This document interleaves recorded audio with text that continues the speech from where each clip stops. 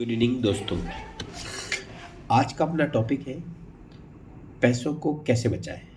हम काफ़ी बार सुनते हैं, सभी कहते हैं कि यार पैसा तो मेरे पास में बहुत आता है लेकिन टिकता नहीं है, या यूँ कहें कि हमारा जितना पैसा हम कमाते हैं वो सारा मंथ एंड तक ख़त्म हो जाता है।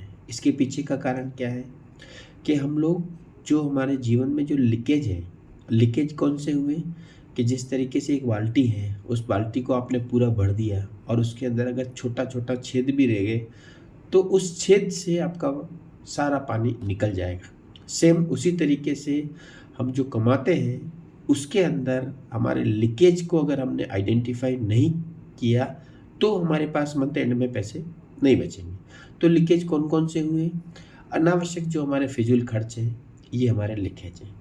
अगर हम इसको ट्रैक कैसे करें? इसको ट्रैक करने का सबसे बेस्ट वे ये है, आप सुबह मॉर्निंग से लेकर उठने से लेकर सोने तक के बीच के जो भी एक्सपेंडिचर हैं उन्हें आप राइट डाउन करिए।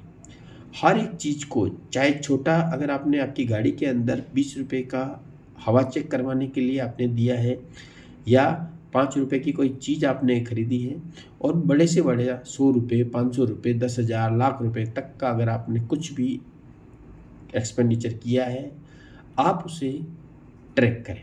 और ट्रैक करने पर आप पाएंगे कि कौन से दिशा में आपका पेमेंट ज़्यादा खर्च हो रहा है, कौन से सेक्टर में ज़्यादा खर्च हो रहा है, तो आप उसे पकड़ लीजिए और उसको आइडेंटिफाई कीजिए, उसको कंट्रोल कीजिए।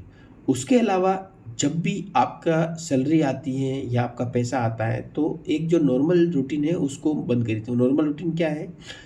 आपके पास सैलरी आई, उसमें से आप खर्चे को निकालते हो और खर्चे को निकालने के बाद बचा है उस पैसे को आप सेविंग या इन्वेस्टमेंट करते हो। ये आपका पूरा गलत है। आपको क्या करना चाहिए कि आपके पास जो भी इनकम आई है या सैलरी आई है, उस सैलरी में से सबसे पहले आप इन्वेस्टमेंट करो या सबसे पहले आप उसे सेव करो, और सेव करने के बाद जो पैसा है उसको आप अपने एक्सपेंडिचर के जो ज़रूरत जो चीज़ें हैं उसके अंदर आप यूज़ करिए। और सेव करने का और क्या तरीका है? सेव करने का बेस्ट वे तरीका ये है, आप एक गुल्लक बना दीजिए, उसके अंदर रोज़ पैसा आप डालना स्टार्ट कीजिए। 100 रुपये, 200 रुपये रोज़ का दिन, एक भी दिन आपका ब्रेक नहीं होना चाहिए। बस आप ये ध्यान रखिए, जितना आपका एक्सपेंडिचर है वो आपका करते रहिए। उसके अलावा रोज़ का आप कोई फिक्स अमाउंट आप एक गुल्लक में इन्वेस्ट कर दीजिए, और जैसे ही आपका 30 तारीख को होता है उस पेमेंट को निकाल करके आप कोई भी म्यूचुअल फंड की अच्छी स्कीम है उसके अंदर आप इन्वेस्ट कर दीजिए। आप यकीन मानिए, ये ऐसा जादू है जिसको आप मतलब नकार नहीं सकते। और आप थोड़े थोड़े पैसे अगर रोज़ का आप डालते तो आपके अंदर एक अच्छी हैबिट आ जाएगी। उससे आपके जो खर्चे हैं ना, वो खर्चे ऑटोमेटिक कंट्रोल हो जाएंगे। क्यों मैं इसलिए आपको बताया जा रहा हूँ? देखिए मेरे पास में 21 हज़ार है, आप देख पा रहे हैं। रोज़ इसके अंदर 100 रुपीज़ डेली जाता है। महीने में कितना पैसा हो जाएगा? 3,000 रुपये इसमें अंदर होता है। ये 3,000 रुपये अभी मेरी तरफ से ये हर दिन का निकल चुका है। हर दिन मैं इसको निकाल देता हूँ।